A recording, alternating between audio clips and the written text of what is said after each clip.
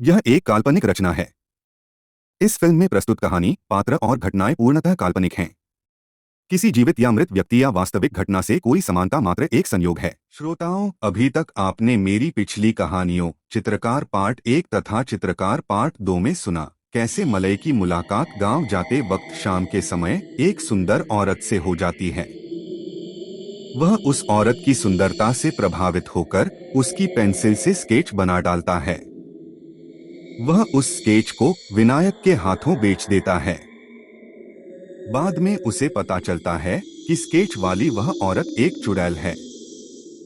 उस चुड़ैल ने उसे बता दिया था कि अगर कोई उस फोटो को कलर पेंट गलती से भी किया तो फौरन उसकी मौत हो जाएगी।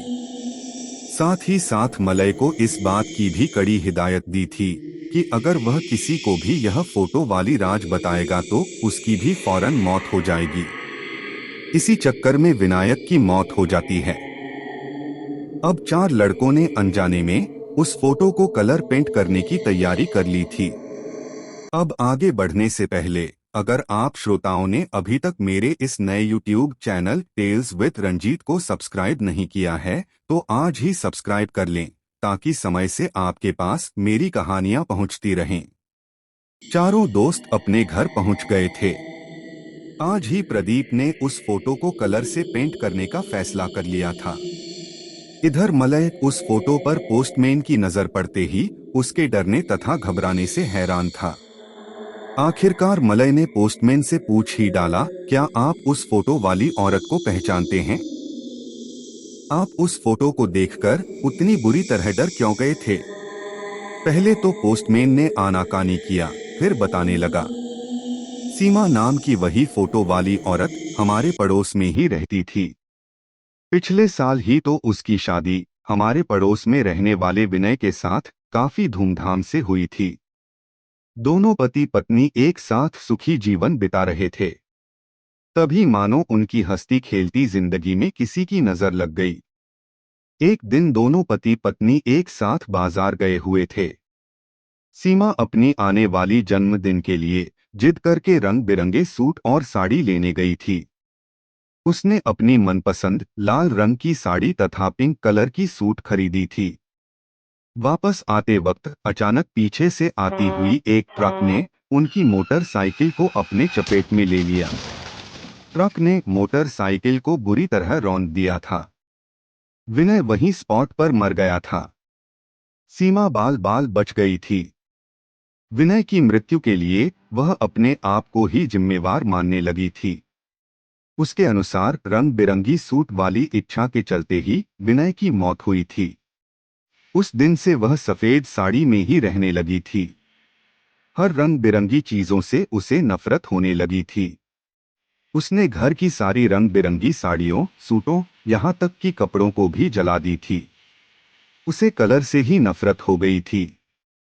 धीरे धीरे वह गहरी डिप्रेशन में जाने लगी थी। घर में वह सास ससुर के साथ अकेले ही रहती थी। अचानक एक दिन उसने अपने आप को घर के अंदर कैद कर ली थी। लोगों ने दरवाजा तोड़ा तो वह बिस्तर पर बेहोश मिली थी। उसके बिस्तर से नींद की गोलियों के डब्बे मिले थे। अस्पताल में उसने दम तोड़ दी थी। डॉक्टरों के अनुसार एक साथ बहुत सारी नींद की गोलियां खा लेने के कारण उसकी मृत्यु हुई थी। मृत्यु के पश्चात उसकी आत्मा रात के वक्त गांव में घूमती थी। लोगों ने डर के मारे रातों में घर से निकलना ही बंद कर दिया था। लोग रंगीन कपड़े डर के मारे पहनने से घबराने लगे थे। इधर कुछ दिनों से उसका आतंक बंद हुआ है। फिर भी कुछ लोगों का कहना है कि वह कभी कभी शाम के समय शमशान घाट के ठीक सामने वाली सड़क पर खड़ी दिखती है। लगता है शायद किसी का इंतजार करते रहती है। इतना बोलकर पोस्टमैन चुप हो गया।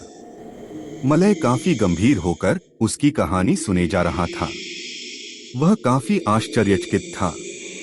उसने पोस्टमैन को उस बारे में अपनी कोई बात नहीं बताई। तभी मलय का ध्यान उन चारों लड़कों पर एकाएक चला जाता है। प्रदीप का जाते वक्त यह कहना कि थोड़ी बहुत उसे भी चित्रकारी आती है, वह घर जाकर आज ही इस फोटो को कलर पेंट कर देगा।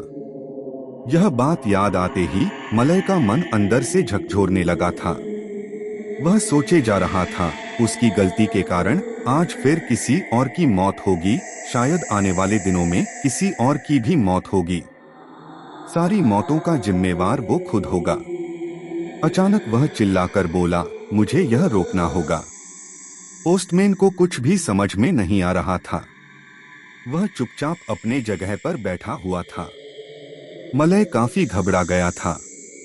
वह बड़ी तेजी से अंदर ही अंदर कुछ सोचे जा रहा था। वह तुरंत किसी निर्णय पर पहुंचना चाहता था।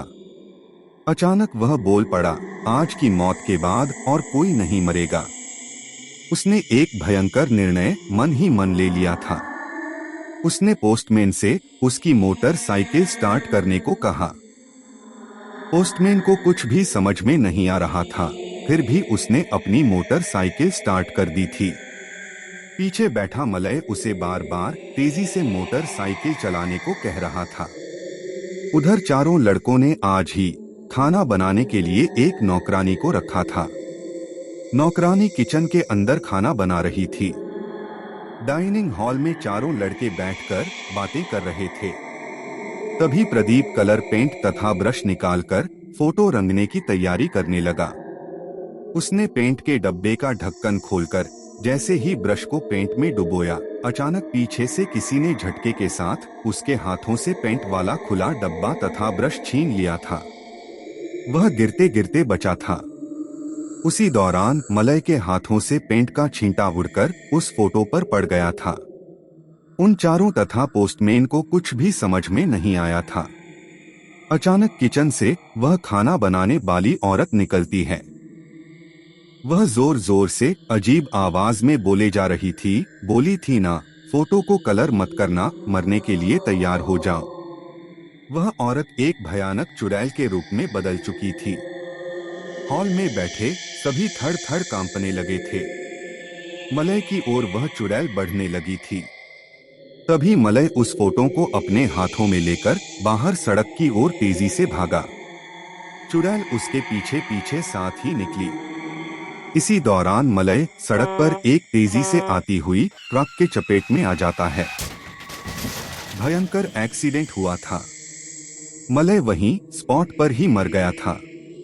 लोगों की भीड़ जमा हो चुकी थी। फोटो बगल रोड के किनारे गिरा हुआ था। बगल से गुजरती एक रोड रोलर उस फोटो को चकनाचूर करती हुई निकल गई थी। फोटो का अस्तित्व मिट चुका था। इधर नौकरानी के रूप में रह रही चुड़ैल अचानक गायब हो चुकी थी। चारों लड़कों के साथ पोस्टमैन डरते डरते काफी देर बाद जब बाहर निकला, तब तक एक एम्बुलेंस उस डेड बॉडी को अपने साथ में लेकर जा चुकी थी। पोस्टमैन ने मलय के घर वालों को फोन से सूचना दे दी थी। पोस्टमैन अपने घर की ओर चल दिया था।